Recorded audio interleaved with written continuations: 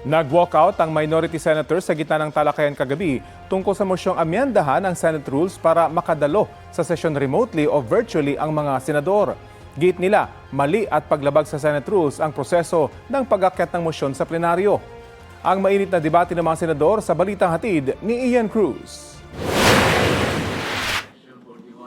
Mainit ang diskusyon ng talakayan sa Senado ang mosyon ni Senador Rodante Marcoleta na baguhin ang rules para mapayagan ang remote o virtual na pagdalo sa mga sesyon ng Senado. Nauwi ito sa pag-walkout ng minority senators. Common sense, hindi naman tayo journalist tayo, di ba? Common sense. Give way, guys. Give way, please. BS. Give way po. Ano yung mga rules? Sir, give way po. Tayo. Hindi tayo lukuhin. Palabas, sir. Bakit po? This is a travesty of our rule. Binabraso ng mga kasamay sa Sir, bakit po kayo nag-walkout? Kasi mali yung gagawin nilang pagboto eh. Mali pa kaya mga rules, mali yung proseso. Wala pa ng debate sa substance. Bakit po sa tingin nyo gusto nilang mangyari ngayon yon? Hindi na tayo umabot sa pag-debate sa substantive kasi hindi nila sinusunod yung sariling rules. Noong May 11, pagpasok ni Senador Bato de la Rosa at pagpalit ng liderato ng Senado, nagmosyon si Senador Marcoleta na amyendahan ng Rule 14 at magdagdag ng paragraph sa Section 41 para payagan na makadalo at makalahok sa sesyon sa pamamagitan ng teleconference, video conference at iba pang virtual and electronic means ang isang senador. Sinabi ni Acting Majority Leader Joel Villanueva na ibinabalik na sa plenaryo ang pagpapasya sa mosyon ni Marcoleta na unang na-refer sa Committee on Rules. Agad itong tinutulan ni Senador Ping Lacson lalo't na-refer na raw ito sa komite.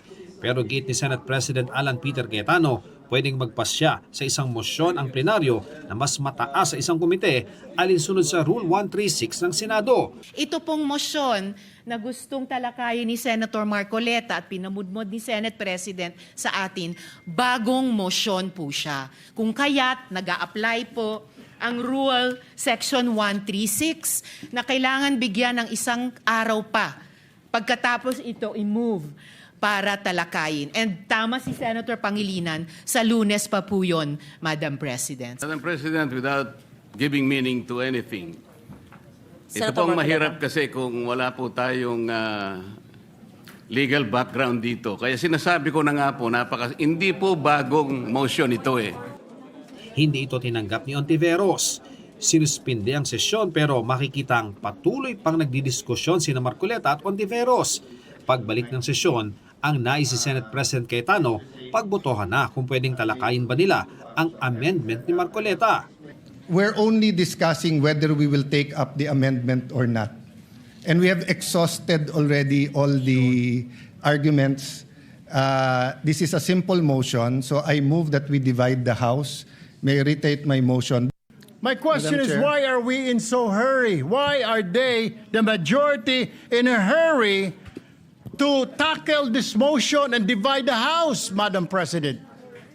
We need answers in the minority. Madam Chair. Or is it because, Madam Chair, they're in a hurry because of news reports that probably two of our colleagues might land in jail this weekend? Is that the reason why? Is that the reason why they have to have this inserted, the Section 41C, para makaboto po kung sino man yung makukulong dahil sa announcement ng ombudsman na may lalabas na po ang warrant ng ilan sa mga kasama natin, Madam President.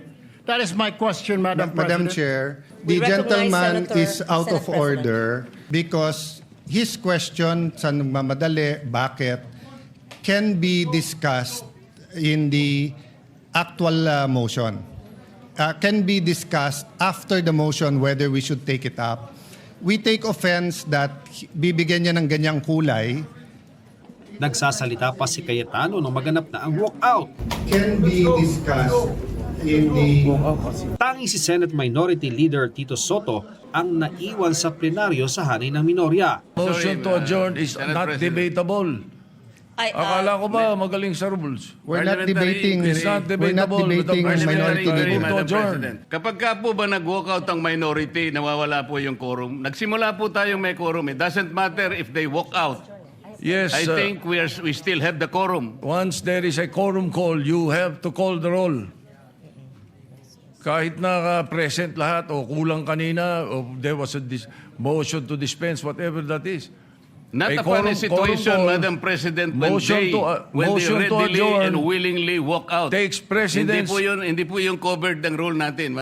Kalaunan ay in-adjourn din ang sesyon dahil sa kawalan ng quorum. Reaction dun sa pag-walk out ng members of the minority? I said life goes on. So we continue on Monday. Ian Cruz nagbabalita para sa GMA News.